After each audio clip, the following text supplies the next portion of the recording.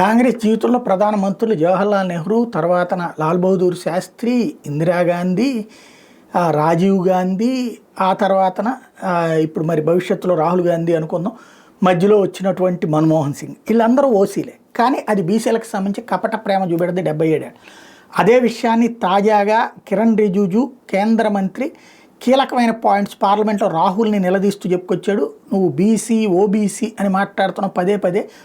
అసలు వాళ్ళకి రాజ్యాధికారం అన్నటువంటి మొదటి ఇచ్చిందే భారతీయ జనతా పార్టీ. మీ చరిత్రలో ఎక్కడైనా ఒక బీసీ ప్రధానమంత్రిని పెట్టారా? మరి భారతీయ జనతా పార్టీ తరఫున ఉన్నటువంటి ఎవరైతే ప్రధానమంత్రి నరేంద్ర మోడీనే ఓబీసీ ప్రధానమంత్రి, అది గుర్తుపెట్టుకో అన్నటువంటి పాయింట్ చెప్పడంతో పాటుగా ఒక ఎస్టీకి ఎప్పుడైనా మీ కాంగ్రెస్ పార్టీ ఒక ఎస్టీకి, దళితులకి, ట్రైబల్స్కి న్యాయశాఖ మంత్రి పదవి ఇచ్చారా? అదే మరి నేనైతే కనుక ఒక ఎస్టీని అయినటువంటి నాకు న్యాయశాఖ మంత్రి పదవి ఇచ్చారు కాబట్టి మీ అన్ని మాటల ఎదుటి వాళ్ళ పట్ల సానుభూతులు మీరు అధికారంలో లేనప్పుడు వ్యక్తం చేస్తుంటారు. అసలు వాస్తవం భారతీయ జనతా పార్టీ మాత్రమే అట్లాంటి అవకాశాలు ఇచ్చుకొచ్చింది అన్నటువంటి విషయం చెప్పుకొచ్చారు.